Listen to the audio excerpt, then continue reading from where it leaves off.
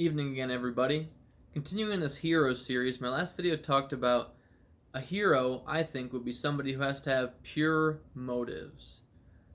Now, pure motives, essentially what that comes down to, I think, is they're trying to do what is good.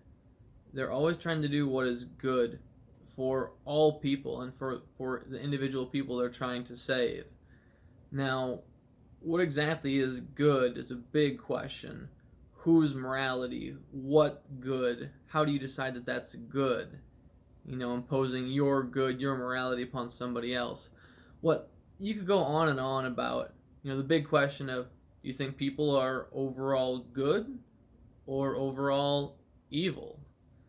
Now, that's an interesting question. Jordan Peterson, popular Canadian psychologist, I think he would say that generally this whole world and the people in it are quite malevolent. And it's interesting because he never uses the word evil. He always uses that word malevolent. And I think that's always really interesting. How he can't quite say that something is evil, but it's malevolent, which is really interesting. I'd like to ask him why he makes that distinction. Now, what I'd like to say is that I think what I'm getting at, if you would say that everyone is evil, I would disagree with you. And he might use the word malevolent. I might use the word selfish. And selfishness is not a good thing, I'd say. I would say that overall, everybody is selfish. And maybe that comes from Darwinian evolution, that selfishness is what helps keep your own genes alive, and that's our goal biologically. But I think there's certainly something much more to that, and I'll touch more about that probably in a future video. Now, I think a hero has to be selfless. When's the last time you heard about a selfish hero? I haven't racked my brain a whole lot about it, but it doesn't really add up. Anybody who's selfish, you wouldn't really see as a hero. So the last video was talking about, 2 videos ago was talking about top-down change, those institutional changes in equality, in social justice, in politics, and economics. Now, let's look at some specific individuals and the difference of these bottom-up changes and what kind of heroes would do as far as bottom-up changes, and who are some of these examples that I take. So let's quickly go back to that selfishness. Think about Tony Stark before he became Iron Man. Just a selfish guy.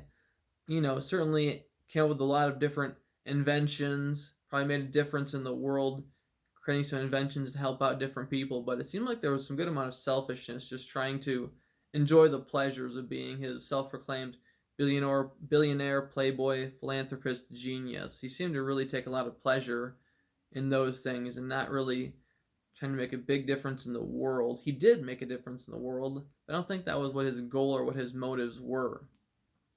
So let's look at some of these bottom-up changes. Who are these bottom-up heroes? And I'll start with talking about teachers. Certainly the education system is an institution, and there's big sweeping reforms you can make with changing curriculum and changing policies and changing funding, things like that. If you look at all the education research, almost all the research, all the data, all the meta-analyses point to the single greatest factor of making a difference is the teacher themselves. Guaranteed viable curriculum, having supports, having schools with resources, using formative assessments well. But the teacher always comes out on top. And that's a serious amount of bottom-up change. I won't puff up my chest too big and say that teachers are heroes, but if you look at all the research, it's the teacher that's in that room that really makes the greatest difference with a student.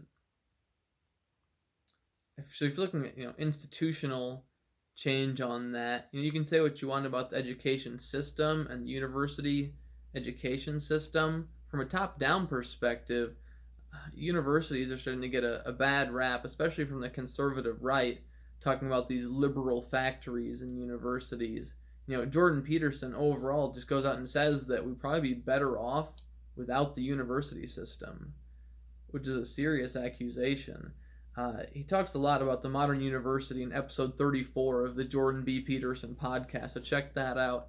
I strongly recommend it, especially episodes 77, 78, and 79, where he talks a lot about the modern church, and he interviews Bishop Robert Barron, a bishop of the Archdiocese of Los Angeles, and a big YouTube presence and big overall online presence with his Word on Fire ministry.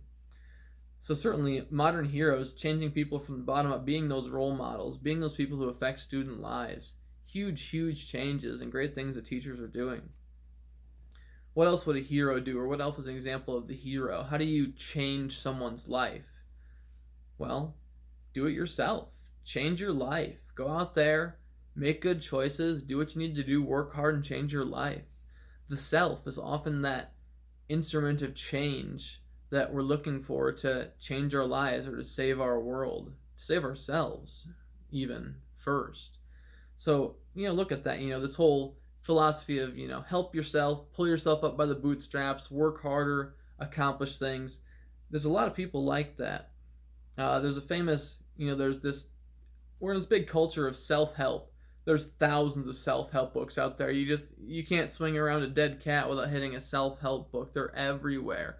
And each one has its own different secret to living life and how to be happy and how to live. And it's, you gotta find somebody that you trust. You personally, but more so than even that, you have to find someone that has the truth. There's a podcaster named Jocko. I think he's definitely ex-military, maybe an ex-marine, but his philosophy is extreme ownership. No matter what happens to you, you need to take ownership of your life and that event, and what did you do to cause that or to affect that. Extreme ownership.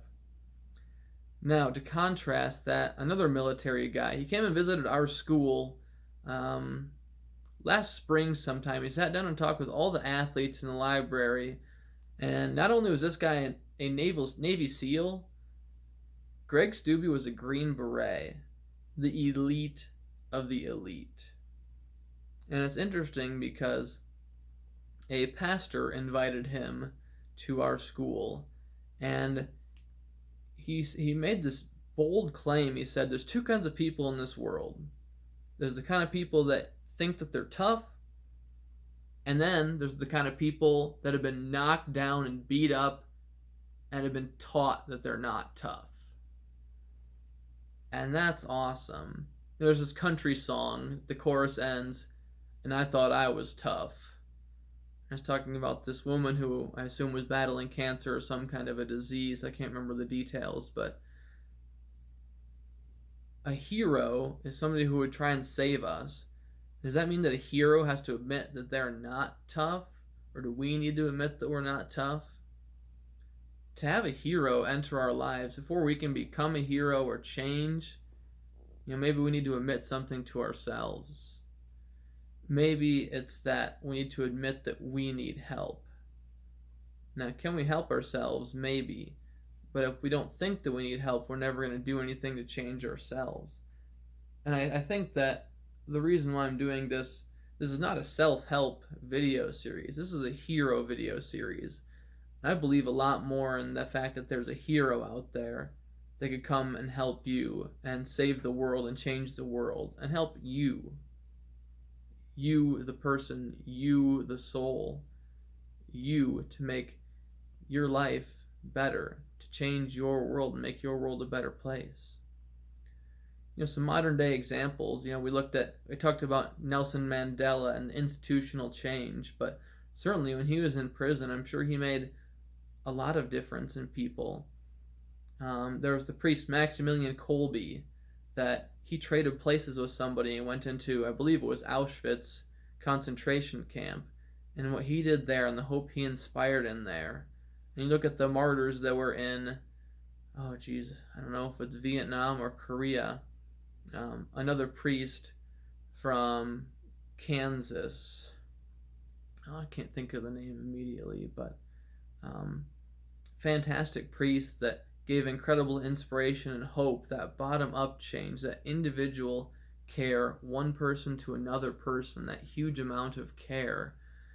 And that's a really huge thing. The Mother Teresas of the world, the teachers of the world, the things that they're doing to really help make a difference, to change one person at a time, to care and to save the world, just one instance, one event, one person at a time. There was a couple of years ago, there was a farmer up in my area in North Iowa that was in really bad health, and the harvest was coming, and he wasn't able to do it himself. And sure enough, everybody around the section, different people from town volunteered, and they harvested his crop for him. That's heroism right there. That's something that's truly special. You don't get that everywhere. That takes heroes. That takes community. That takes people that care about you. Real heroes with bottom-up change. Person to person, caring about one another. So, a couple points to wrap up there then. I don't think that changing the self, this self-help mentality, is really going to save our world.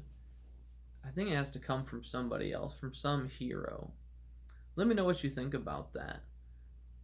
Can we change ourselves really? If we can, certainly we need to admit there's something wrong before we can change it. And do we need to let in a hero? In our lives, do we need to let that hero in that can save us, that can save our world? Not save the world, big macro world out there, but save our world. How can that person save our world? Drop me a comment. Let me know what you think about this. I'm excited to hear what you would think about my thoughts on this. And let me know, who's your favorite bottom-up hero? Who's that person in your life that are really changing things? A parent, a family member. Certainly if our parents are our first teachers, then they can be those people that are really affecting us and changing us. Let me know in the comments. I can't wait to hear back from you. Looking forward to talking to you next time.